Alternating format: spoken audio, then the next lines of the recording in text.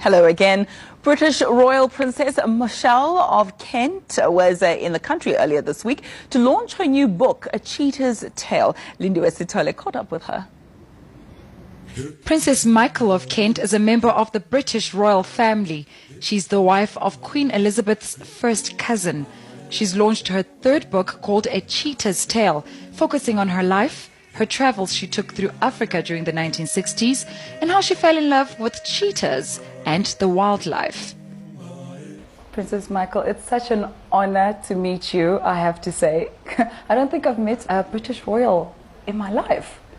This is my first time. Well, you're very kind, but I've been coming to your beautiful country since long before you were born, and it's always a thrill and an honor to come here. You're launching your book, A Cheetah's Tale. In the book, it's quite interesting that you mentioned that you lived in Mozambique for a while with your dad at your dad's farm. How was that experience? What was it like growing up in that country? Well, to be honest with you, I was never going to live there. My mother was, my parents were divorced, and my mother was very keen that my father shouldn't keep me, and so she wouldn't let me go until I finished school. And of course, I landed in Johannesburg, and I drove with my father from Johannesburg to Mozambique because he was bringing a puppy for me from Johannesburg, a boxer puppy, a sort of bribe, I think, to get to know the daughter, because we didn't know one another at all. But arriving in Mozambique, after all, I had this long drive, fascinated by the countryside, the animals. I'd seen some in the zoo, but it's not the same thing, is it? Absolutely not. And I was absolutely enchanted by it. And I tell in the book about the journey. Is this where you start forming that special bond with the cheetah cub? Well, my stepmother, as I say, was very kind and very clever.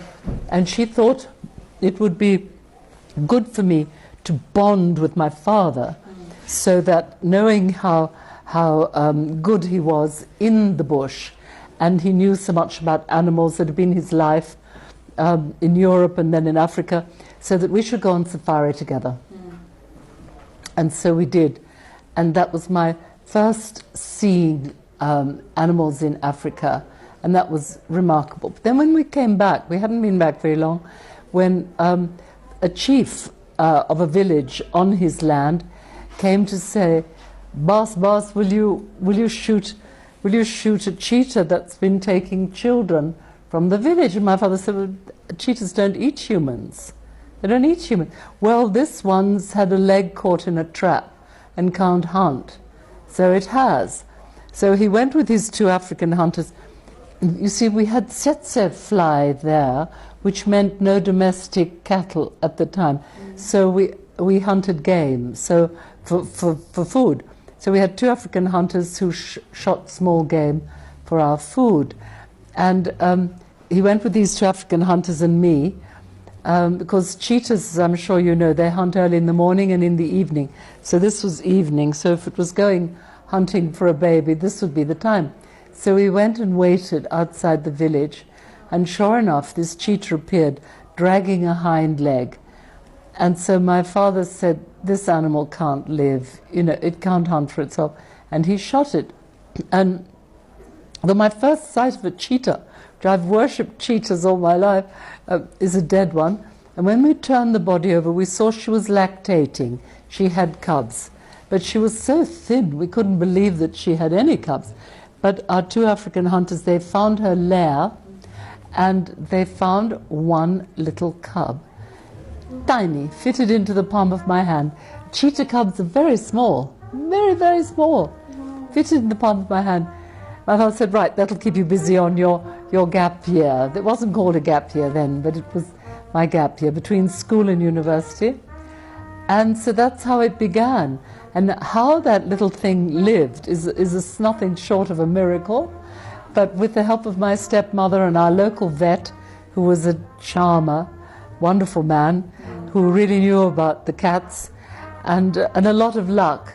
And the book is the story of this cheetah and how it survived. Yes, why did you write the book? Yes. Well, I tell you, I wasn't ever going to write the book. It was my my own story. It was something for friends and family.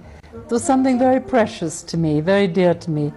But the cheetah's in a lot of trouble. The cheetah's severely endangered. And therefore, I was persuaded by the two cheetah organizations, of which I'm the royal patron in Africa, to draw awareness. You know, awareness is the first step in conservation. If you know about the problem, you start thinking how I can help this problem. And so the point of this book is awareness, so that you know the cheetah is endangered. Everyone knows it's fast and beautiful, but how many people know it's endangered? I don't think a lot of people know. I mean, please do give us a picture of it so that we know what the plight of the cheetah is. Well, the plight of the cheetah is that from having been hundreds of thousands, they're down to about 7,000, about half of those in the wild, about half of them are in Namibia. Savannah is the natural countryside for a terrain for a cheetah. The problem they have there is it's easier for a cheetah to take a goat than to go and hunt an antelope. So it'll take a goat from a farmer. Farmer's not pleased. Farmer shoots the cheetah. You said you are part of two organizations, Yes. one in South Africa and the other in One in Namibia. to raise awareness about the cheetah. What do the organizations do? Right. Well, in South Africa, it's the Hoedspruit Endangered Species Center, the HESC. It's quite a mouthful.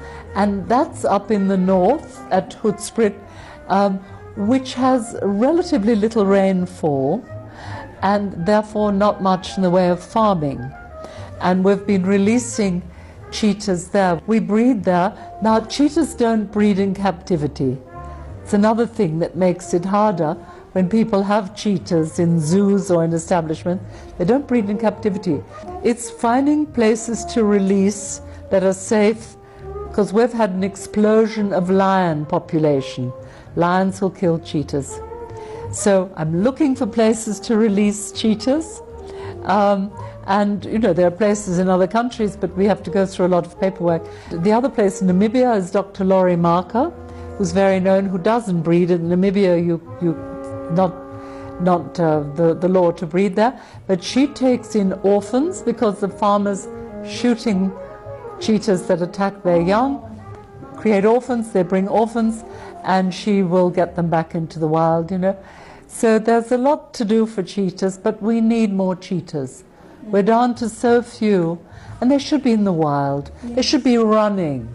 They shouldn't be even in large enclosures, which we have. They should be running. Running wild and free. Yes. Oh, thank you for joining Anyway, us. thank you very much for having me. What I wanted to quickly ask, I know now they're going to Quick, take us come away on. quickly.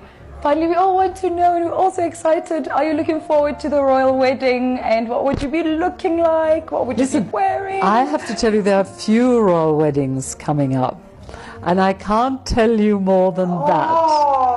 But there's a royal wedding closer to home to me that I'm also very excited about. So royal weddings are in the air. Oh, lovely.